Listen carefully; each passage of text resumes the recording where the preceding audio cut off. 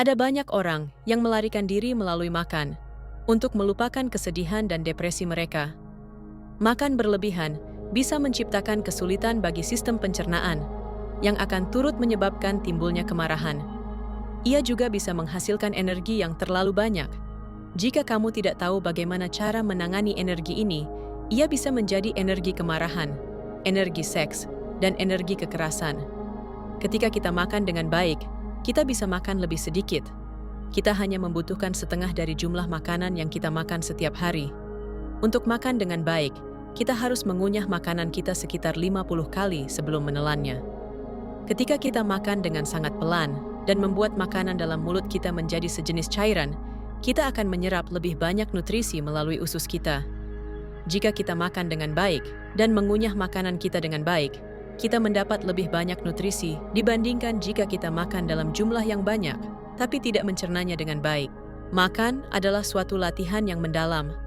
Ketika saya makan, saya menikmati setiap butir makanan saya. Saya sadar akan makanan itu, sadar bahwa saya sedang makan. Kita bisa melatih makan berkesadaran. Kita mengetahui apa yang sedang kita kunyah. Kita mengunyah makanan kita dengan penuh perhatian dan penuh kegembiraan. Dari waktu ke waktu, kita berhenti mengunyah dan menjalin hubungan dengan teman, keluarga, atau sangha, komunitas praktisi di sekitar kita.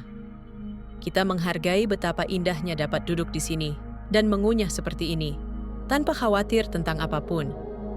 Ketika kita makan berkesadaran, kita tidak memakan atau mengunyah kemarahan kita, kekhawatiran kita, atau proyek-proyek kita. Kita sedang mengunyah makanan yang telah disediakan dengan cinta kasih oleh orang lain. Hal ini sangat menyenangkan. Ketika makanan dalam mulut kamu hampir menjadi cairan, kamu akan merasakan rasanya lebih kuat dan makanan itu menjadi sangat-sangat enak. Kamu mungkin ingin mencoba mengunyah seperti ini hari ini. Sadarilah setiap gerakan dalam mulut kamu. Kamu akan menemukan bahwa makanan itu begitu lezat. Ia mungkin hanya roti, tanpa mentega atau selai sama sekali, tapi rasanya sangat luar biasa. Mungkin kamu juga ingin sedikit susu. Aku tidak pernah minum susu. Aku mengunyah susu. Ketika aku memasukkan sekeping roti ke dalam mulutku, aku mengunyahnya untuk beberapa waktu dalam perhatian penuh kesadaran. Kemudian aku mengambil sesendok susu. Aku memasukkannya ke dalam mulutku, dan aku terus mengunyah dengan penuh perhatian. Kamu tidak tahu betapa lezatnya hanya dengan mengunyah sedikit susu dan sedikit roti. Ketika makanan telah menjadi cairan, bercampur dengan air liurmu, makanan itu telah setengah tercerna. Jadi ketika ia sampai ke lambung dan usus kamu, pencernaan menjadi sangat mudah. Banyak nutrisi-nutrisi dalam roti dan susu akan diserap ke dalam tubuhmu. Kamu akan mendapat banyak kebahagiaan dan kebebasan pada waktu kamu mengunyah. Ketika kamu makan seperti ini, kamu secara alamiah akan makan lebih sedikit.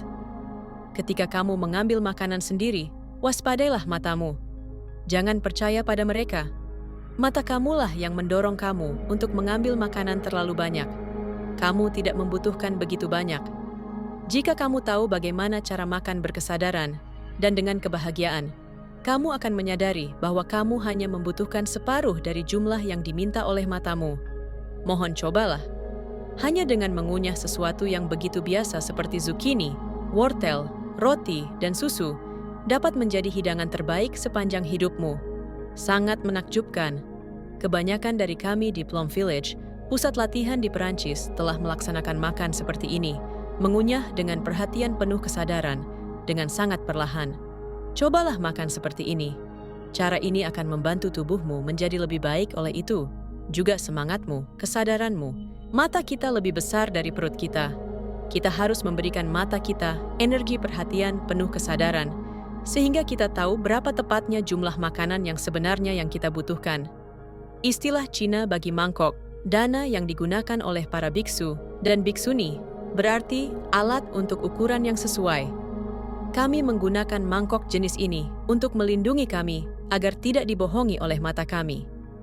Jika makanan telah sampai ke bibir mangkok, kita tahu bahwa makanan itu sudah sangat cukup. Kita hanya mengambil makanan sejumlah itu. Jika kamu dapat makan dengan cara seperti itu, kamu akan mampu untuk belanja lebih sedikit. Jika kamu membeli lebih sedikit makanan, kamu akan mampu membeli makanan yang ditanam secara organik.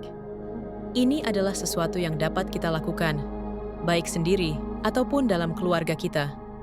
Ini akan menjadi dukungan yang luar biasa bagi petani yang ingin mencari nafkah dengan menanam makanan organik.